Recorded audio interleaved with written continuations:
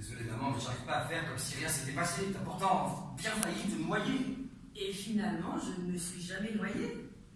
Si tu remplaces ton pourtant par mon jamais, la vie reprend son cours, comme celui de la Garonne. Un temps où tous réalisent que Marie aurait pu mourir.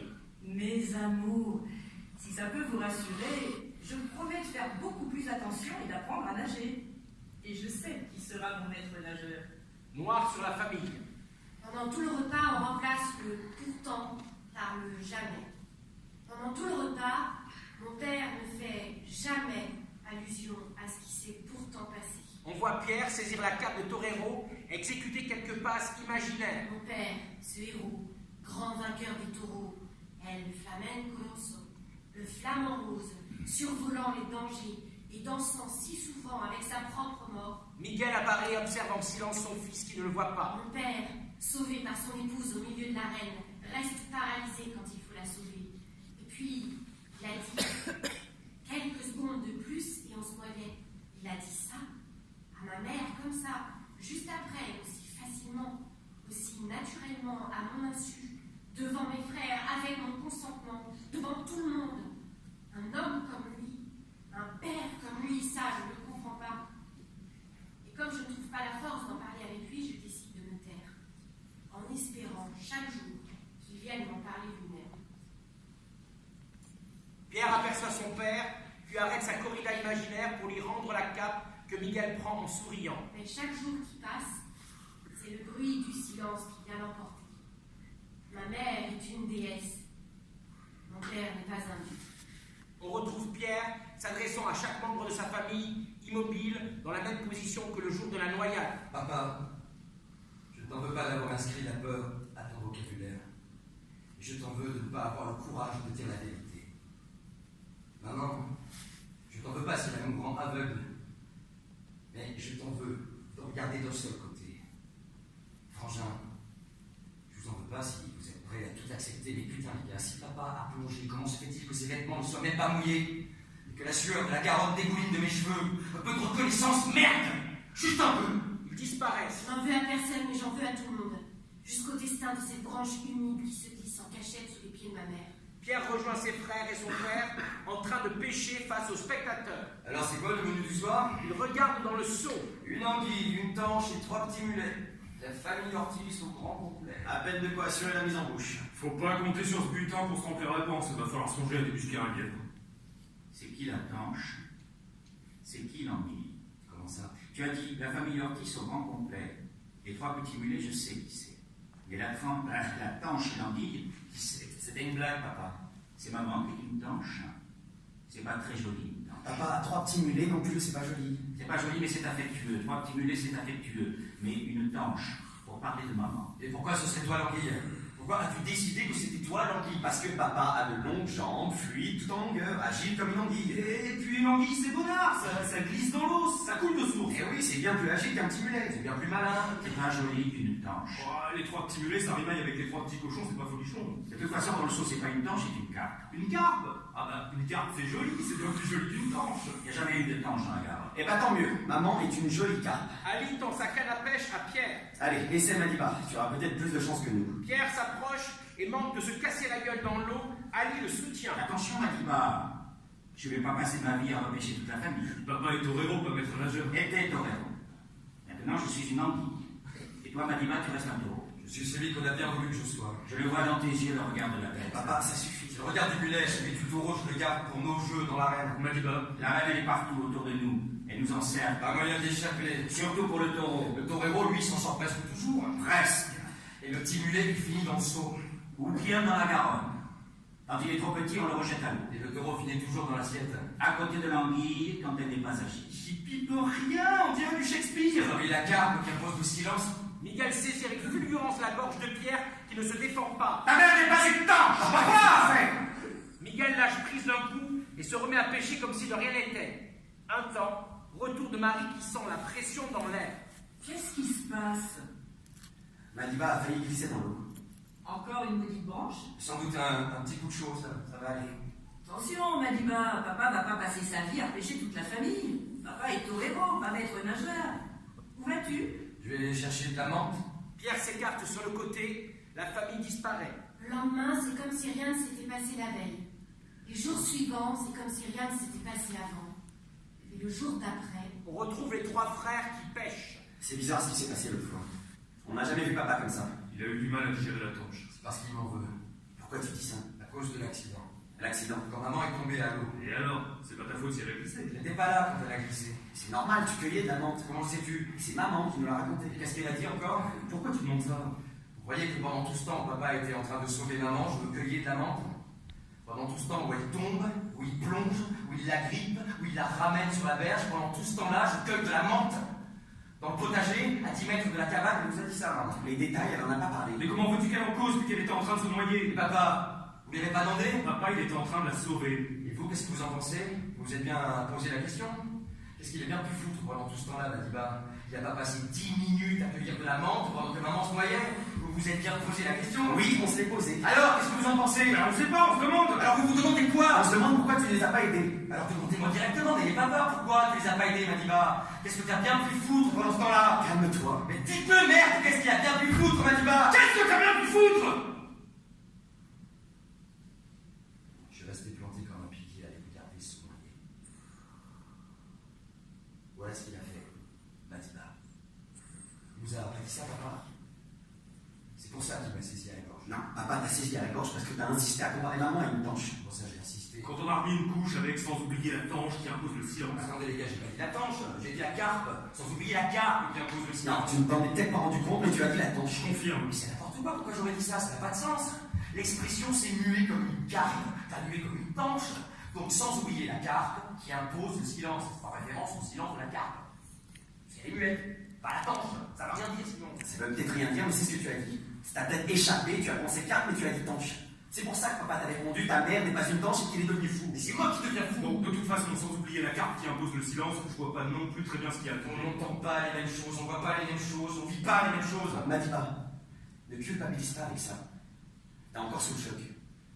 L'accident, c'est du passé. Personne ne t'en veut.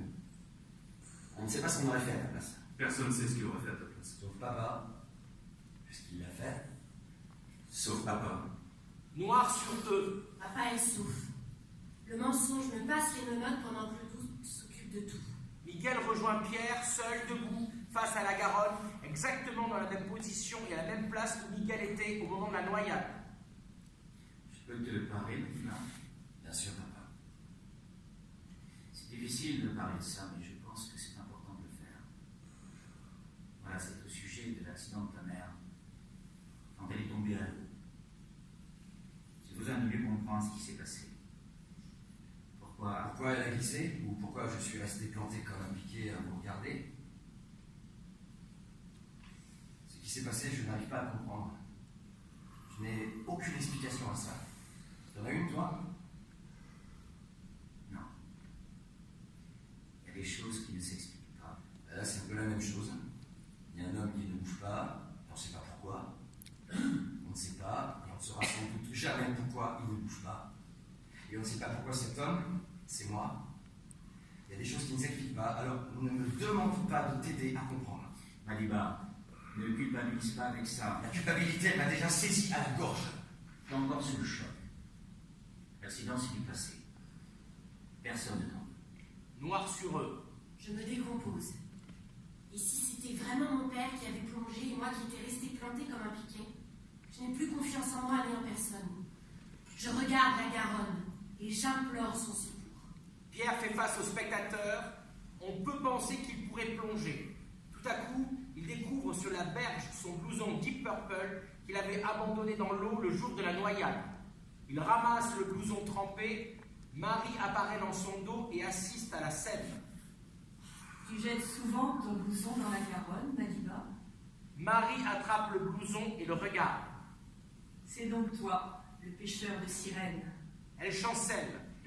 Pierre la prend dans ses bras. Elle le serre très fort, un long temps.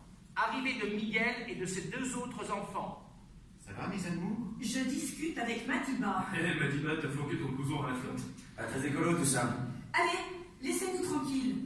Nous avons encore des choses à nous dire. Les 2 frères s'en vont, rassurés de penser que leur mère tente de réconforter Pierre. Miguel n'a pas bougé. Tu n'as pas entendu? Laisse-nous tranquilles. Nous avons des choses à nous dire. Tu peux prendre le blouson et le mettre à sécher. Penaud, Miguel prend le blouson et s'en va. Marie et Pierre ne le quittent pas des yeux jusqu'à sa sortie. Tu es un être fabuleux, Madiba. Un minotaure. Tu es surtout mon fils, notre fils, notre amour de fils. Je sais, maman. Je suis née pour aimer et pour pardonner. Je sais, maman. Le syndrome de l'infirmière. Pourquoi papa n'a pas bougé? Pourquoi a-t-il menti? Je ne sais pas si j'aurai un jour la réponse, mon fils, car je ne lui poserai jamais la question. Ce qui est fait est fait. Et ce serait terrible si tes frères l'apprenaient. Le syndrome de la reine-mère, hein? Madiba, il faut croire au mensonge quand il est nécessaire. Tu me demandes de me taire? Il faut toujours protéger les plus faibles. Sacrifier les pêcheurs de sirènes? Et moi, j'avais rien demandé. C'est papa qui aurait dû plonger. Mais c'est toi qui l'as fait. Et je ne te remercierai jamais assez. De t'avoir sauvé, ou bien de me taire? C'est en te taisant que tu nous sauves. Marie pose son doigt sur les lèvres de son fils. Elle fait le geste du chut. Il faut savoir veiller sur le bonheur de ces hommes. Retour de Miguel. Ça y est, je l'ai mise à sécher. Noir sur eux. Il y a des choses qu'il ne faut pas savoir. Des choses qu'il vaut mieux oublier, et c'est pour ça qu'en créant les hommes, Dieu a créé le secret. Je reste seule, paralysée face à la Garonne et tous ses mensonges. Combien y en a-t-il encore planqués sous la base, là où les tanges font la conversation au cap, sous l'œil complice de petits mulets nageant dans le sillon d'une anguille si agile, qu'elle se prend pour un flamant rose quand elle a trop picolé. La couleur marronnée de la Garonne se mêle à la noirceur de mon âme. Je ne suis plus à ma place au milieu de mes autres. À table, tous baissent la tête avant que Pierre ne la relève discrètement pour observer sa famille pendant la prière. Dieu Tout-Puissant, si tu existes, bénis notre repas. Si tu n'existes pas, nous le bénissons pour toi. À la santé de ceux qui n'en ont pas. Longue vie à ceux qui le méritent. Je m'en vais au Japon. Un temps. Je vais coucher mes notes au pays du soleil levant. C'est quoi ces conneries? Je veux devenir vedette de la chanson française au Japon. C'est quoi ces Mais conneries? c'est pas des conneries. Et pourquoi le Japon? Comme ils aiment la culture française, j'espère qu'ils aimeront mes chansons. Et si ça ne marche pas? Eh bien, je reviendrai. Et si ça marche? Il ne reviendra pas. Tu m'as trouvé le plus bon, vous parlez? Il y avait plus de place à Tahiti, c'est ça? Super pratique pour se donner des nouvelles, hein? Vu le prix de la communication, on s'enverra des fax? Ou bien on investit dans un Minitel? Ou dans un pigeon voyageur? Tu as raison, mon fils. Il faut des hommes comme toi pour sauver le Japon. Et comme dans chanson, il y a le mot chance, tu seras donc chanceux au milieu du Japon. Inch'Allah. Quand une abeille ouvrière quitte la ruche pour le Japon, elle devient un frelon asiatique. La reine se laisse mourir et... Inch'Allah. Et Inch'Allah.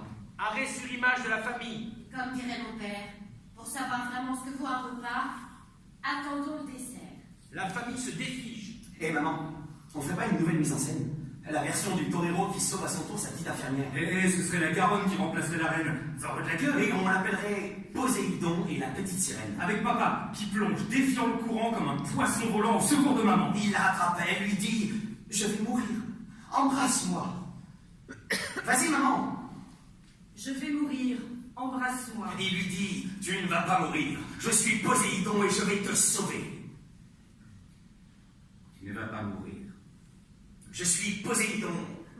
Je suis Poséidon Et je vais te sauver. et je vais te sauver. » Puis elle dit « Moi je préfère mourir si tu ne m'embrasses pas. » Moi, je préfère mourir si tu ne m'embrasses pas. Alors il l'embrasserait dans un baiser interminable, en apnée. Marie embrasse Miguel. Avant que Poséidon ne l'emporte dans ses filets. Et qui jouera le rôle d'Achille qui plante ses talons dans le sol. Bah moi, vu que je serai au Japon, alors qui? Lino? Ali? Pas facile hein, de jouer le rôle d'un âge.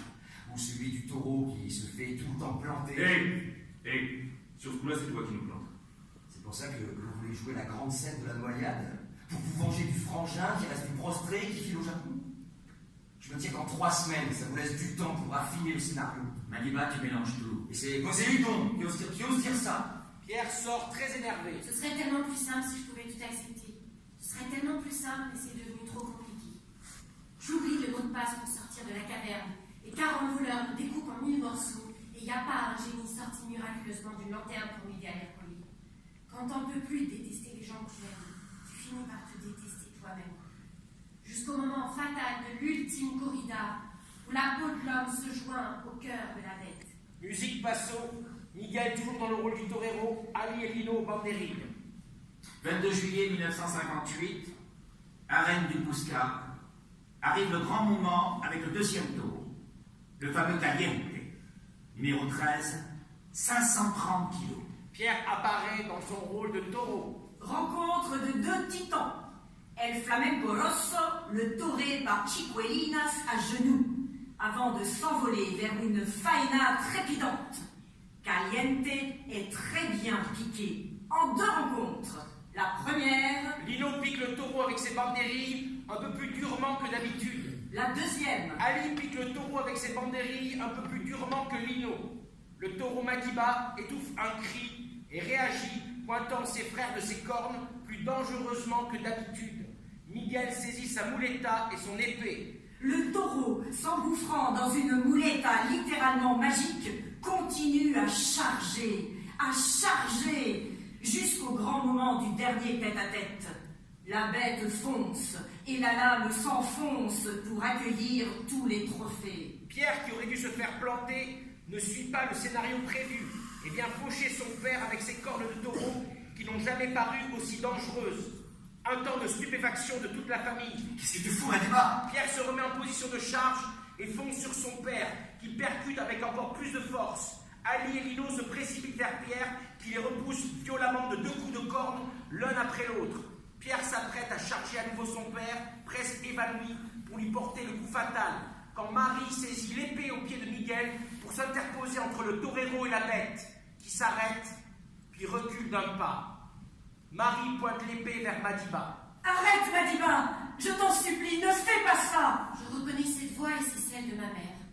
Alors je me réveille et le taureau redevient Madiba. Quelques secondes de plus et on se noyait. Noir sur la famille. Traumatisme crânien, fracture de la clavicule et rate explosée pour l'un. 3 ou 4 côtes fêlées et multiples commotions chez les 2 autres. Et un mot à la folie, la nausée et le rouge de la honte. Hôpital pour les uns et repos forcé à la maison pour l'autre.